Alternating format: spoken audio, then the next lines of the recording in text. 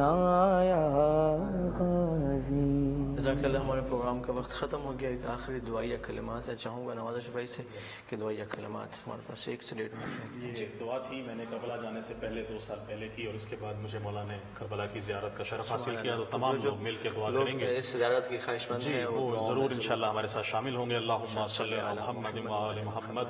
الہی مجھ کو بنا دے مکین کرب و بلا، الہی مجھ کو بنا دے مکین کرب و بلا، تو مجھ کو حضرت عباس پر فدا کر دے، تجھے ہے واسطہ زینب کی پاک چادر کا، تو مومنوں کی مصیبت کا خاتمہ کر دے، اور اٹھے ہے ہاتھ تیری بارگاہ اقدس میں، اٹھے ہے ہاتھ تیری بارگاہ اقدس میں، ظہور ہادی برحق ہمیں عطا کر دے، اور میرے خدا کوئی ایسا تو معجزہ کر دے، میرے خدا کوئی ایسا تو معجزہ کر دے، مجھے حسین کی تربت پہ لا کھڑا کر دے، میں دونوں ہاتھ رکھوں تربت حسین پہ جب، میں دونوں ہاتھ رکھوں تربت حسین پہ جب، تو میری روح میرے جسم سے جدا کر دے، اور میرے بدن میں نوازش ملا کے خاک شفا، میرے بدن میں نوازش ملا کے خاک شفا، جوار آل محمد مجھے عطا کر دے، الہی مجھ کو بنا دے مکین کرب و بلا،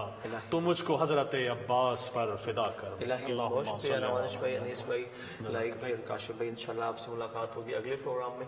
والسلام علیکم ورحمۃ اللہ وبرکاتہ۔